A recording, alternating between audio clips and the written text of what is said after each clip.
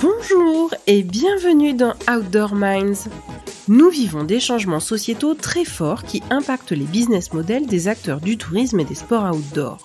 Nous assistons à des rebonds fascinants que les leaders savent anticiper pour les transformer en opportunités.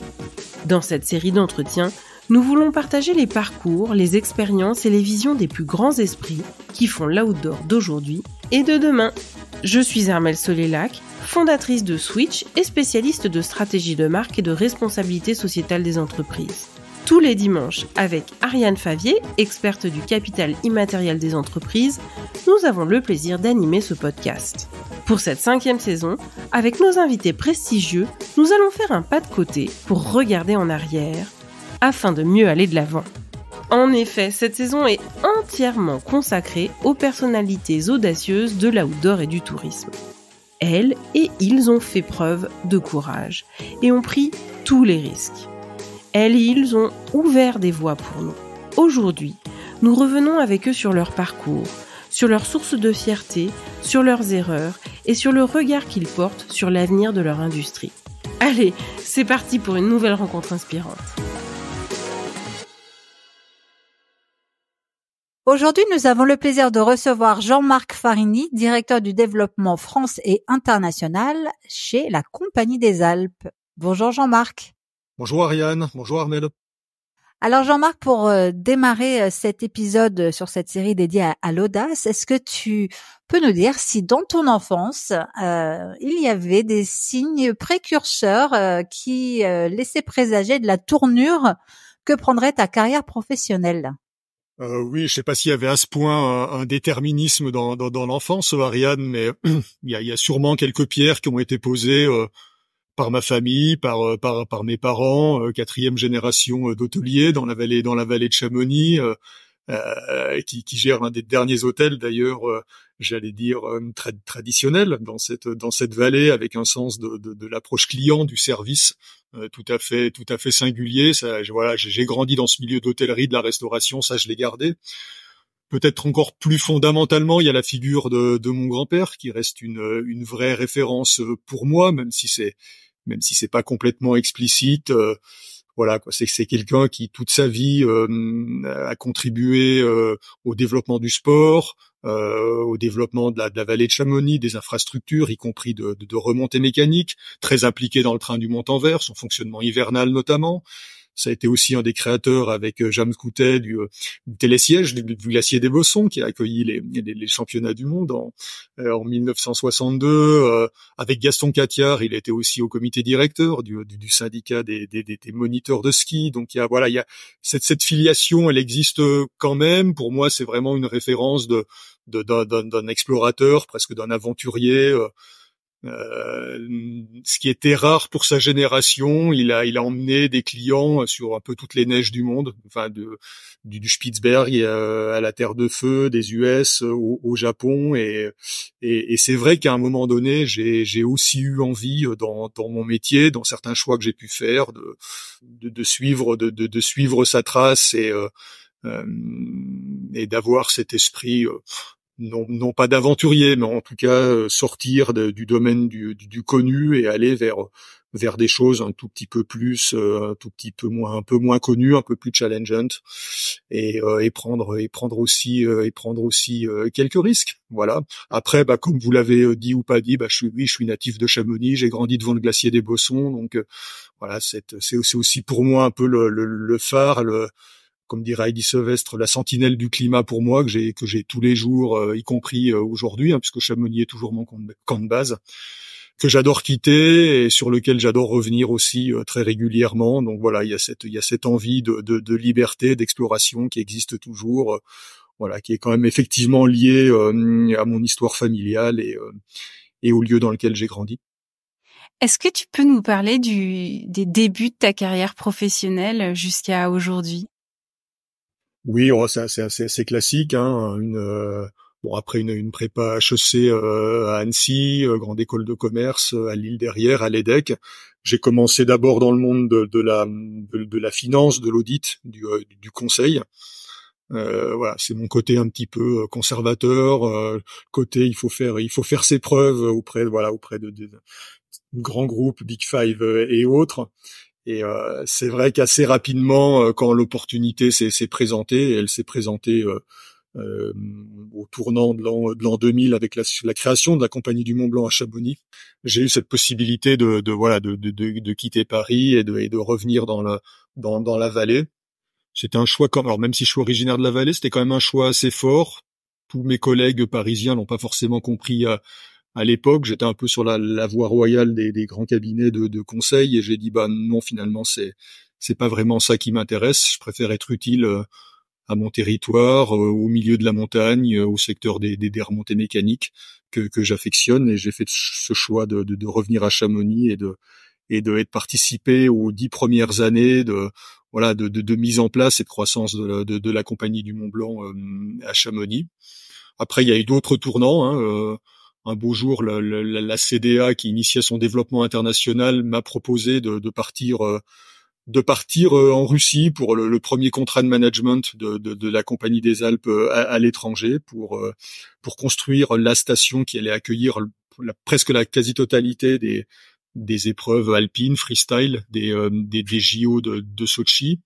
Donc c'est vrai que là, on se pose pas mal de questions à ce moment-là. Et pour autant, le choix a été relativement vite fait pour toutes les raisons que j'ai pu vous indiquer il y a quelques minutes.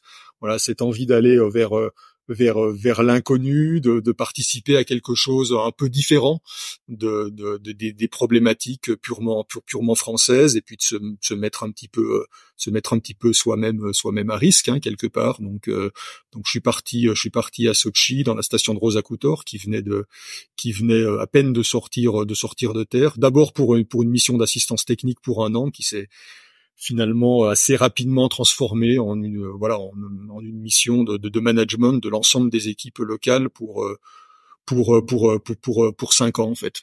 Voilà, donc c'est les débuts de la carrière, c'était ça, un épisode parisien, chamoniard pendant 10 ans et russe pendant 5 ans. T'as appris le russe du coup, ou tu communiquais en anglais? On communiquait beaucoup en anglais parce que les meilleurs spécialistes mondiaux des domaines du sport, du ski étaient présents à Sotchi. Mais si on veut s'intégrer, évidemment, il faut parler russe. Donc j'apprenais le russe à la fin de mes longues journées de travail, et je le regrette pas. C'est une langue extrêmement intéressante et peut-être un peu plus facile d'ailleurs même à apprendre qu'on ne le croit de l'extérieur. Qu'est-ce qui t'a le plus marqué depuis que tu travailles au sein de la Compagnie des Alpes? Est-ce qu'il y a eu des grandes étapes? Des grandes étapes, je pense pas. On est quand même sur des temps longs, et on est plutôt sur on est plutôt sur des continuums.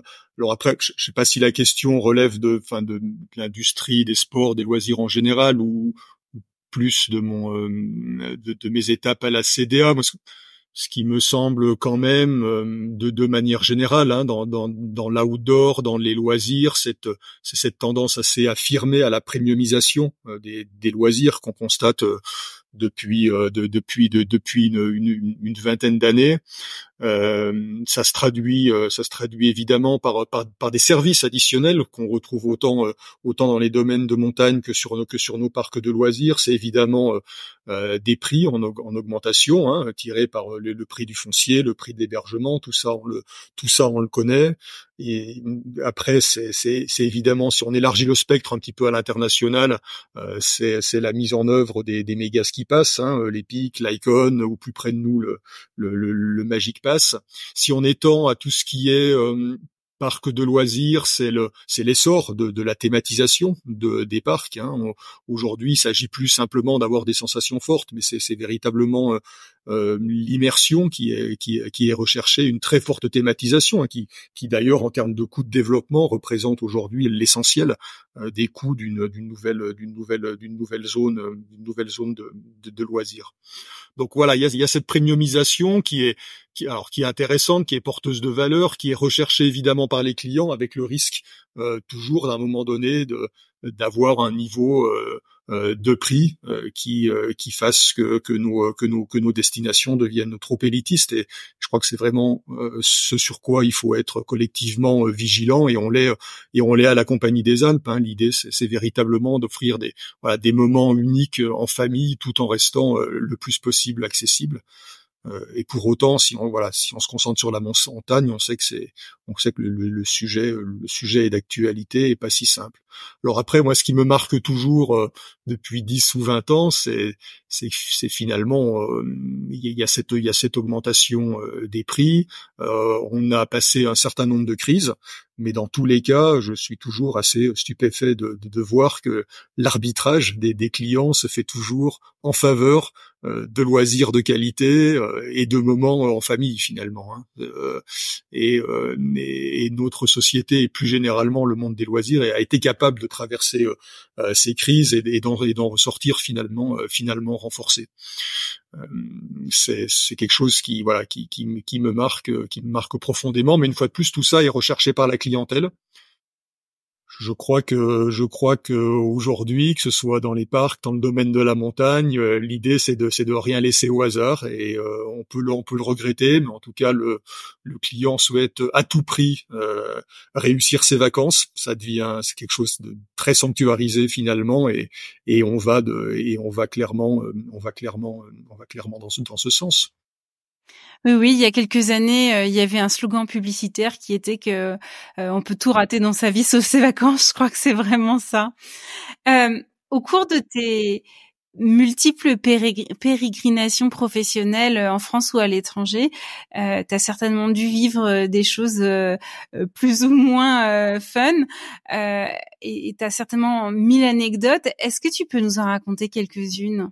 Ouais, il y en a sûrement beaucoup. Alors il y en a des drôles, il y en a des moins drôles aussi. On va rester sur des choses peut-être plus positives. Je me souviens de la dernière mission qu'on a pu faire au Japon. C'était d'ailleurs à la demande du Club Med, donc sur l'île de Kaïdo. On était très chanceux, donc c'était la station de Tomamu. Donc on avait bien travaillé avec l'équipe une journée entière. Arrivé le soir et effectivement on pensait prendre un petit peu de repos par rapport à pas mal de pérégrinations en montagne dans la journée. Et là le Club Med de Tomamu reçoit un coup de fil du Club Med voisin de Sapporo, signalant que deux clients de leur Club Med n'étaient jamais rentrés de leur journée de ski, qu'ils étaient probablement partis en montagne ou hors piste, un petit peu éloignés, et que les clients n'étaient pas rentrés sans aucune possibilité de les joindre. Et là, le Club Med, connaissant aussi un petit peu une certaine lenteur dans la mise en œuvre des secours au Japon, nous a demandé à nous donc d'aller partir faire les recherches. Il se trouve qu'on avait l'équipement, puisqu'on avait nos skis de rando avec nous en tout cas. Et donc en pleine nuit, effectivement, on a changé de resort et on est parti avec deux collègues en pleine montagne qu'on a quadrillé toute la nuit. En appelant par leur nom les deux clients du club perdus dans la montagne. C'était un petit peu sportif par moment, un petit peu stressant, et au petit matin, on a fini par les retrouver. Ils étaient en bonne santé, tout allait bien, ramenés au club. Et voilà, donc comme quoi une mission de master planning un peu classique peut vite se transformer en opération sauvetage et voilà, tout est bien qui finit bien, faut juste être prêt à ça et tout le monde était content en tout cas. Après, au-delà de ça, oui, il y a toujours des situations qui sont inhabituelles. Et en Russie, par exemple, ce qui est toujours frappant, c'est les différentes manières de tenir des réunions et de négocier, quoi. Et là, on est toujours dans des choses extrêmes à l'image du pays. Soit on est dans des réunions à 40 absolument interminables, des meetings qui n'ont ni début ni fin, qui peuvent se poursuivre toute la nuit, dont on ne sait pas d'ailleurs qui décide vraiment de quoi. Enfin, ça c'est le cas classique. Et puis à l'inverse, il y a les négociations beaucoup plus rapides, beaucoup plus efficaces, qui se font en fait dans les Russian banya, qui sont des bains à vapeur chaude, typiques de la Russie, dans laquelle on est un peu fouetté avec des branches de bouleau séché.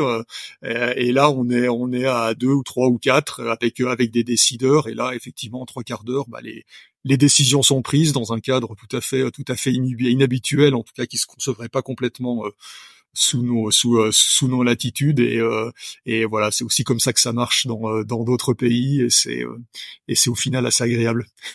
Alors, entre les bains et les sorties nocturnes pour sauver les skieurs imprudents, est-ce que dans ton parcours, tu as commis à un moment donné une erreur, alors des erreurs probablement, mais une grosse erreur, mais de laquelle tu as tiré une leçon? Ouais, la question est pas simple. Bon, des erreurs, il y en a plein. Tu l'as dit, Ariane. Donc, on va pas avoir assez de l'interview pour toutes les lister, je crois. Ta question, en vrai, m'inspire deux choses. La première, j'ai quand même tendance à dire, enfin, même si là, le thème, c'est l'audace, on est en train de parler de la Russie, d'exploration, du Japon, de plein de choses. La vérité, c'est que je suis quelqu'un de prudent, en fait. À titre personnel et dans le travail et pour mon entreprise et par rapport aux missions que je peux vendre, et même si souvent ces missions sont souvent des premières, la réalité c'est que je fais quand même très attention à ce que je fais. Et donc voilà, de manière très candide, est-ce que j'ai fait de grosses erreurs? Enfin, comme ça, rien ne ressort complètement. Et pourtant, des erreurs, oui, il y en a eu, et j'ai tendance à dire le point commun à chaque fois, si je devais généraliser un tout petit peu, ça a toujours été peut-être une collaboration, une coopération avec quelqu'un ou un groupe de personnes qui a été raté ou qui a été négligé, ou des personnes en qui on n'a pas forcément cru à 100% à un moment donné. Voilà, les petits échecs, en tout cas, qui égrènent en tout cas la carrière, je dirais que ça peut être réellement celle-là. La conclusion, je sais pas s'il y a des conclusions, mais c'est vrai que parfois notre expérience nous donne de très bonnes intuitions qui sont extrêmement utiles dans tout un tas de situations. Parfois, par contre, notre expérience peut jouer aussi contre nous. Et c'est notamment vrai dans des pays pour lesquels le cadre de référence est très différent d'une autre. Et ça, faut bien l'avoir en tête. Aujourd'hui, en France, le monde du ski, des loisirs, est animé de tout un tas de débats, plus ou moins violents, de tout un tas de considérations. Les situations dans le monde peuvent être extrêmement variables, quoi. Par exemple, en France, on est un petit peu tétanisé par rapport à des prises d'initiative, des avancées et autres. Je crois que d'autres pays aujourd'hui avancent très vite et montrent une vraie capacité à faire. C'est parfois ce que j'ai pu sous-estimer dans un certain nombre de situations quand j'étais en Russie, notamment, à douter que mes collègues russes, que les équipes puissent arriver à tel résultat qui, selon nos standards, est absolument impossible à atteindre. La réalité, c'est que dans un cadre JO, ils ont été en mesure de réaliser ce qu'ils avaient promis. Alors là, je le dis de manière légère, s'agissant de sport, d'olympisme, à une période qui était faste. Les leçons, on peut aussi les retenir par rapport à la guerre en Ukraine. On a cru il y a 1 an et demi que l'armée allait s'effondrer, que les objectifs n'étaient pas atteints, que l'économie, y compris notre ministre, a pu dire ça, allait s'effondrer. C'est très très mal connaître la culture russe et la culture de certains pays, et de ce point de vue-là, effectivement, il y a de quoi nous nourrir un certain nombre d'inquiétudes. Voilà, donc oui, il y a la conclusion, il faut avoir confiance par moment davantage dans les personnes, dans nos collaborateurs. Il y a des envies de faire, il y a des envies d'avancer qui sont parfois bien plus grandes encore que chez nous. Et à contrario, quelles ont été tes plus grandes satisfactions ou les accomplissements dont tu es le plus fier? Écoute, Armel, moi j'ai quand même beaucoup aimé la dizaine d'années que j'ai pu passer à la Compagnie du Mont Blanc à Chamonix, parce qu'il y avait une démarche un peu pionnière, c'était le regroupement de la douzaine de sociétés historiques pour former un groupe solide, performant, innovant. C'est ce que j'ai essayé de faire en tout cas pendant 10 ans, et les choses se sont poursuivies évidemment ces dernières années. En tout cas, voilà, j'ai pu initier, au-delà de tous les aspects purement financiers, organisationnels, j'ai pu vraiment initier la politique RSE, de qualité, d'environnement, aller sur le développement des produits, le marketing, avec la création notamment du Mont Blanc Unlimited, qui est ce produit de pure coopération transfrontalière avec différentes activités, différents partenariats, qui a véritablement permis de créer de la valeur et de rentrer dans un cadre de coopération avec tout un tas d'acteurs du pays du Mont Blanc. Donc voilà, tout ça, j'en suis plutôt très fier. De même que le passage à l'Aiguille du Midi, qui m'a permis de lancer l'ensemble des chantiers scénographiques avec le pas dans le vide et la rénovation de ce site qui avait vraiment besoin à la fois d'un coup de jeune et puis d'une remise à niveau par rapport à ce que cherche la clientèle aujourd'hui. De manière générale, l'idée qui est aujourd'hui reprise par beaucoup de stations, c'était sortir d'une seule logique de transport, comme on dit parfois de câbles et poulies, et d'aller davantage vers le service client, vers l'immersion, vers des éléments plus pédagogiques, davantage culturels.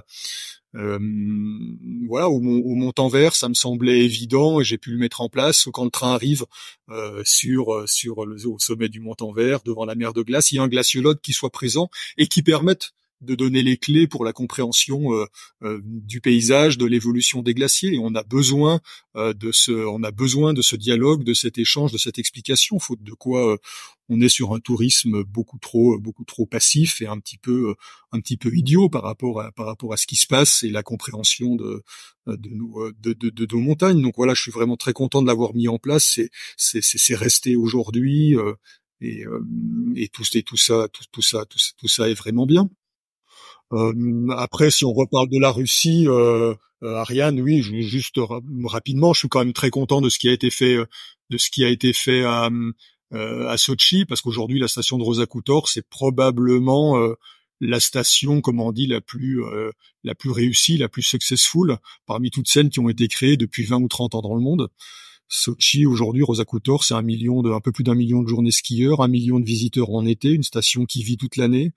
On a pu imposer, quand on y était, faire en sorte que cette station bénéficie à l'ensemble du territoire par rapport aux embauches, par rapport à la présence de tout un tas d'activités culturelles, artisanales au cœur du resort, par rapport également tout simplement aussi à la politique tarifaire, qui permet à l'ensemble des habitants du secteur, de la région, de venir skier sur des infrastructures, des pistes qui sont complètement au niveau international. Donc je pense que voilà, tout ce qu'on dit là, c'est ce qui est au cœur de nos valeurs, y compris au cœur des valeurs de la Compagnie des Alpes, à travers ces engagements, ces renoncements il y a déjà 10 ans, c'est des choses qu'on mettait en œuvre, y compris loin de nos bases. Et je suis tout à fait content de ça.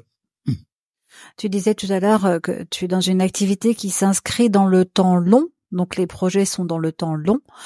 Qu'est-ce qui te fait tenir quand c'est difficile? Où est-ce que tu vas puiser l'énergie pour t'accrocher, la motivation? Bah déjà, quand c'est difficile, je pars courir en montagne. Je vais me faire 2 heures de trail ou de rando, et c'est assez rare finalement qu'après ça il y a un problème qui persiste. Donc ça, c'est la première voilà, niveau 1 d'intervention, c'est celui-là, et quand je suis basé à Chamonix, c'est facile de le faire. Après, ce qui me motive, sans parler comme Emmanuel Faber d'aller ouvrir une voie, mais à tout le moins oui, je crois qu'on a tous le désir de laisser une trace, aussi modeste soit-elle. Ça peut être dans son entreprise, son territoire, tout simplement auprès de ses enfants. Donc voilà, c'est ça qui va me motiver aujourd'hui. Et puis comprendre où sont ses ressources finalement, comprendre ce sur quoi on a prise, ce qui fait sens, quelles sont ses limites. Et à partir de ça, on est en mesure de résoudre les problèmes, parce que finalement, il y a souvent des questions d'ego derrière tout ça. Moi, personnellement, je sais que c'est plutôt la prise de recul qui va me permettre de trouver le bon angle d'attaque. Soit je vois que j'ai quelque chose à produire, et dans ce cas-là, ça va être travailler davantage, ça va être collaborer davantage. Soit finalement le sujet est au-delà de nos capacités, et ce qu'il faut, c'est plutôt rester humble en fait.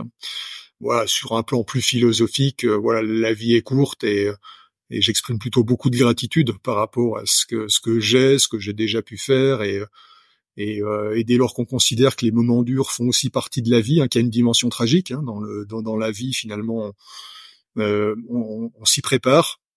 La motivation, on l'a de facto et c'est comme ça qu'on avance, je pense, en étant authentique, bien avec soi-même, bien avec les autres. Quel est le meilleur conseil qu'on t'ait donné? Difficile à redire, mais en tout cas, j'avais un peu dans le fil de ce que je viens d'exprimer. J'avais pu croiser Mathieu Ricard qui était de passage à Chamonix il y a une petite dizaine d'années, je crois, et j'aime bien l'un de ses conseils que je fais bien, qui est de ne pas se blâmer, de ne pas faire ce qui est au-delà de nos forces, mais par contre se reprocher de détourner le regard à chaque fois qu'on peut agir. Donc voilà, c'est sûrement bouddhiste, c'est aussi un peu stoïcien comme approche, mais en tout cas elle me va bien. C'est ce à quoi j'essaye de me conformer. En tout cas, on peut pas tout, mais on peut beaucoup. Et ça, c'est vraiment un conseil qu'on peut appliquer tous les jours par rapport à nos problématiques en montagne. Peut-être ne pas tout attendre de l'extérieur, de l'État, des collectivités, mais on est tous à un niveau individuel capable d'initier le changement, de faire preuve d'innovation, de faire bouger les choses. Et en tout cas, c'est comme ça que je conçois mon rôle à titre personnel, que ce soit dans la vallée de Chamonix ou à travers la CDA Management, donc notre entité de conseil. C'est ce qu'on fait chaque jour, apporter une pierre à l'édifice dans la compréhension des enjeux, la factualisation des enjeux, des solutions, et voilà, on est heureux de ça. Et justement, est-ce que, à l'inverse, il y a un conseil que tu as donné à quelqu'un qui a été impactant, qui a été vraiment prépondérant, de la même manière que toi, tu as été impacté par ce conseil de Mathieu Ricard et que ça t'a accompagné? Est-ce que tu as pu partager ça à l'inverse avec quelqu'un? Probablement. Alors, ce que je dis toujours à mes collaborateurs, en tout cas, c'est et j'y crois très profondément, c'est que chacun doit miser sur ses points forts, en fait. Ça sert à rien de ressasser ses faiblesses. Je crois profondément, là encore, que voilà, quoi, faire prospérer son talent, mettre en avant ses qualités permet d'effacer, en fait, les faiblesses ou les insuffisances de chacun. Et j'encourage vraiment, en tout cas, moi, mes collaborateurs à œuvrer en ce sens. Et voilà, et généralement, ça marche bien. Voilà, ça c'est le type de conseil un peu personnel. Après, dans la question, il y avait peut-être des conseils de nature plus professionnelle qui étaient posés. Et là, voilà, heureusement, j'espère au cours de ces dernières années avoir donné un ou deux bons conseils à nos partenaires, à des destinations de montagne ou autres.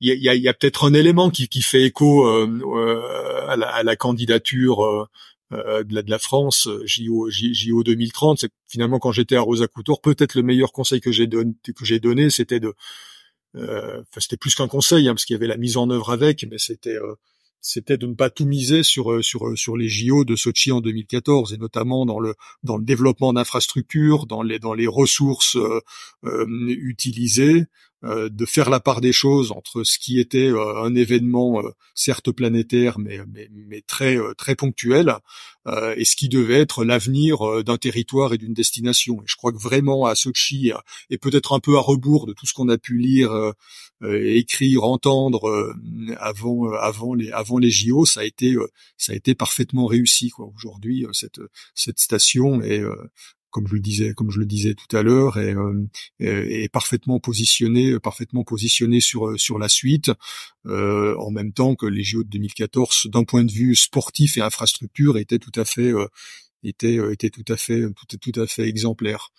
Mais effectivement, cet équilibre, j'espère qu'il pourra prévaloir dans la préparation des JO 2030 dans nos régions françaises.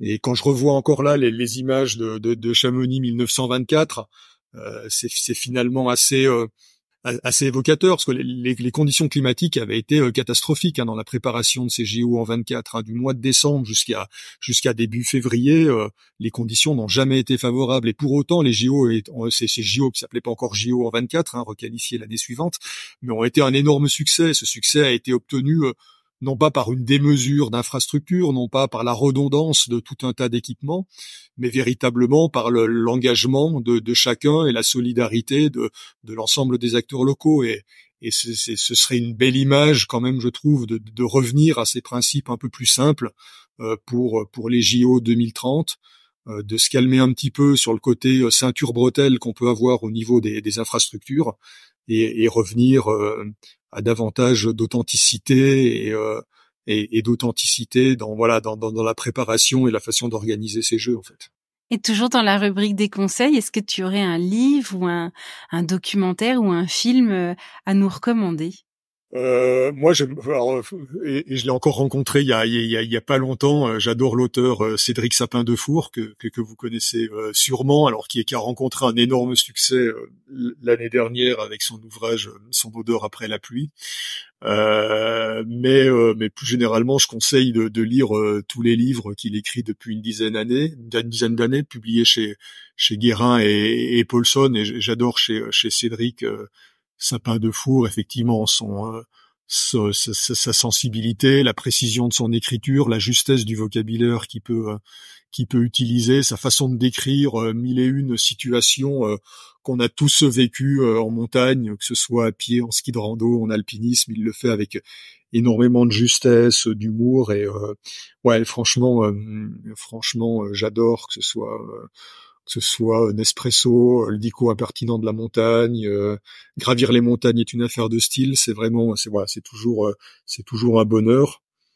Et pour le coup, puisque c'est le thème de la série, c'est aussi quelqu'un que je trouve d'assez audacieux, parce que pour écrire comme il l'a fait l'année dernière son amour pour un chien, il y avait quand même une certaine prise de risque dans l'histoire et pourtant il a fait mouche.